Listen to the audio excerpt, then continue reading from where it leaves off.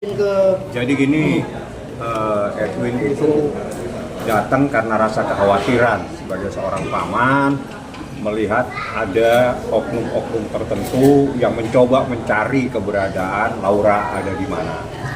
Oleh karena itu, karena ini menjadi proses hukum, dia datang ke lantai 3, kita diskusi bagaimana caranya kita bisa bertemu dengan Laura.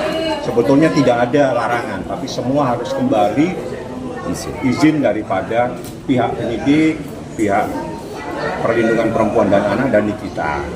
Hal-hal yang dikhawatirkan itu sudah disampaikan. Karena apa? Dalam proses hukum ini, Laura itu adalah korban yang harus dilindungi dari hal-hal yang buruk akan terjadi, seperti itu.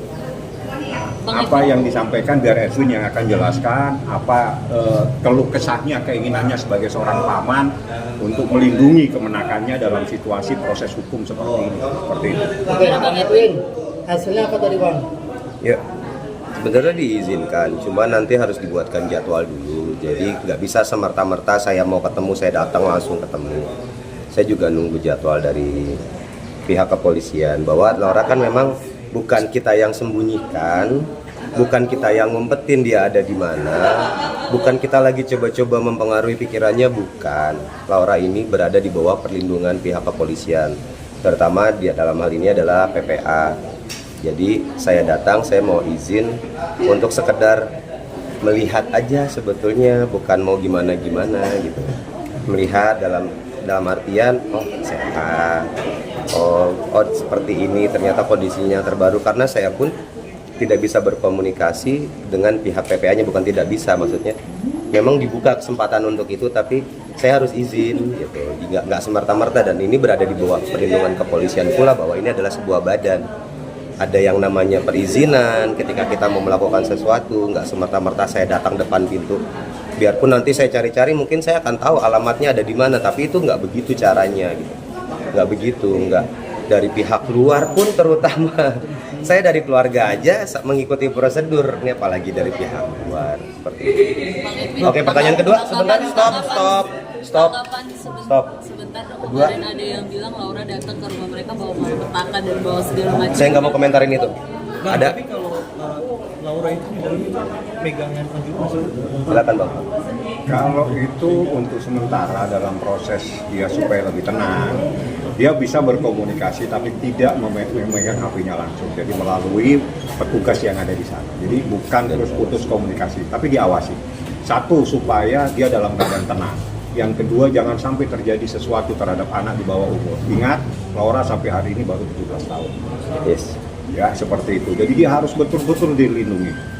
Nah, bagaimana proses perlindungan ini kita tidak tahu. Yang jelas dia ada di satu tempat namanya rumah aman.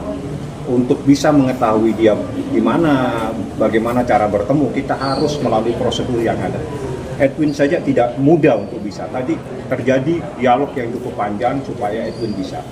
Tapi dibilang lebih baik kalau mau datang bersama-sama Nikita Mirzani, kalau mau ingin bertemu. Jadi itu sarannya tadi. Jadi tidak bisa Edwin pun datang sendiri karena juga harus izin dari orang tuanya, ibunya. Oke. Bang Edwin, Pertanyaan ketiga ya, Iya, sebentar Bang ya. Edwin. Ini udah nggak ada pertanyaan lagi, pertanyaan terakhir. Oke. Bang Edwin artinya ingin apa, menyampaikan apa atau memberikan penjelasan apa kepada Laura sehingga apa memutuskan untuk bertemu kepada Laura sendiri. Ya, poinnya adalah tadi saya bilang, saya nggak ingin bicara banyak sebetulnya. Saya ingin sekedar melihat kondisi terakhir dari keponakan saya ini seperti apa. Kemudian, kalaupun ada yang saya mau sampaikan, saya ingin menyemangati. Kamu bisa melalui ini hanya bagian dari hidupmu yang mungkin saat ini dirasa kelam. Tapi percayalah, setelah ini ada hari-hari baik kok yang menanti kamu. Paling cuma hanya itu aja, saya nggak mau ngomong panjang kali lebar kali tinggi bahwa ayo begini begitu, enggak. Saya hanya ingin menyemangati untuk dia tetap semangat menjalani ini, bahwa keberadaan saya sebagai omnya di sini juga nggak berpihak kemana-mana. Saya nggak berpihak ke Nikita Mirzani adik saya nggak berpihak juga ke Fadel, atau saya pihak kemanapun. Saya hanya berpihak kepada diri saya sendiri. Saya hanya melihat ini harus dinetralkan. Kondisi ini harus dinetralkan dengan cara apa? Dengan cara hukum. Entah nanti outputnya seperti apa, kita hanya mengikuti proses hukumnya. Oke, demikian. Apakah selama Stop. ini pendekatan Sudah cukup. Nikita Sudah kurang cukup. efektif, Bang? Sudah cukup ya Bang ya. Tadi saya bilang 3. Kondisi Laura Saat ini silakan Bang Pam. Ini terakhir ya, terakhir please. Saya lapar. Enggak, itu tadi satu aja kondisi udah. Kondisinya baik-baik saja Lauranya, dan dia sudah bisa yang selama ini kita selalu dia kemarin kan waktu itu dia marah-marah sudah enggak, jadi dia jauh lebih baik. Cuma Edwin, jadi sekali lagi Edwin datang dia itu untuk memberikan support. Nah, kamu tidak sendiri, ada pamanmu di sini, ada mamamu, ada pengacaranya mamamu, semua akan memberikan perlindungan. Ada aparat negara yang memberikan perlindungan. Kamu nggak usah takut, buka semuanya. Itu saja. Kalau dibuka semua, apa yang terjadi, ya itu adalah bagian dari proses hukum. Ingat, kita semua sudah tahu apa yang terjadi. Itu saja yang harus dipahami. Oke, terima kasih. Oke, makasih.